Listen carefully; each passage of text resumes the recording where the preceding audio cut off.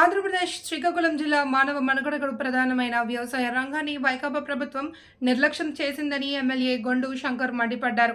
Party పేరులో రైతును వెనుకబెట్టిన విధంగానే రైతాంగ సంక్షేమాన్ని చిట్టచివరకు నెట్టేశారని ఆరోపించారు.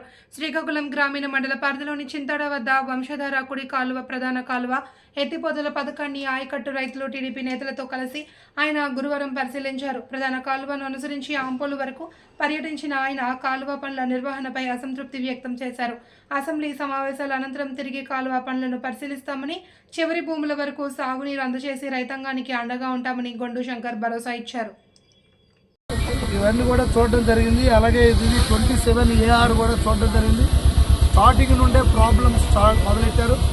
దీనికి ఇన్స్పెక్షన్ ట్రాక్ మాత్రం అత్యద్భుతంగా ఇక్కడ తయారు చేశారు. మరి ఎందుకు ఇంత అత్యద్భుతంగా రోడ్డు తయారు చేశారో మరి నాకు తెలీదు. కానీ మరి ఆ రోడ్డు అంటే ఇన్స్పెక్షన్ కూడా పీరియాడిక్ ఇన్స్పెక్షన్ చేయాల్సిన పరిస్థితి అయితే ఉంది.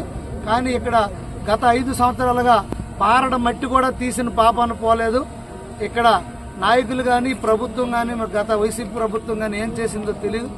కానీ వ్యవసాయంకి పెద్ద ఎత్తున ఇంపార్టెన్స్ ఇచ్చి రైతులే శ్రేయస్సే ముఖ్యంగా భావించే ముఖ్యమంత్రి నారా చంద్రబాబు నాయుడు గారు, అలాగే ఇక్కడ రాష్ట్ర మంత్రివర్యులు ఇమ్మీడియట్గా అన్ని కెనాల్స్ని కూడా వాష్ చేసి విజిట్ చేసి వీలైనంత తొందరగా చిన్న చిన్న అడ్డిల్స్ ఉంటే దాన్ని యుద్ధ ప్రాతిపదికన పనులు ప్రారంభించి రైతులకి టైలాండ్ వరకు నీరు అందించడమే మా ధ్యేయం.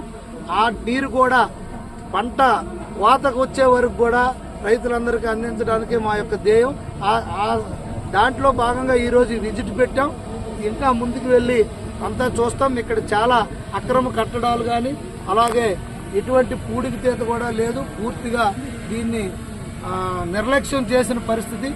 మనకి వ్యవసాయం అనేది మన దేశానికే కాదు, మన రాష్ట్రానికే కాదు, గుండెకాయ లాంటి ఇది ఒక వ్యవసాయ రంగం అనేది మనకి ఇంపార్టెంట్. అలాంటి రంగానికి సాగునీరు అనేది మనకి ఊపిరి ఎలాగో సాగునీరు అలాగా వ్యవసాయ రంగానికి.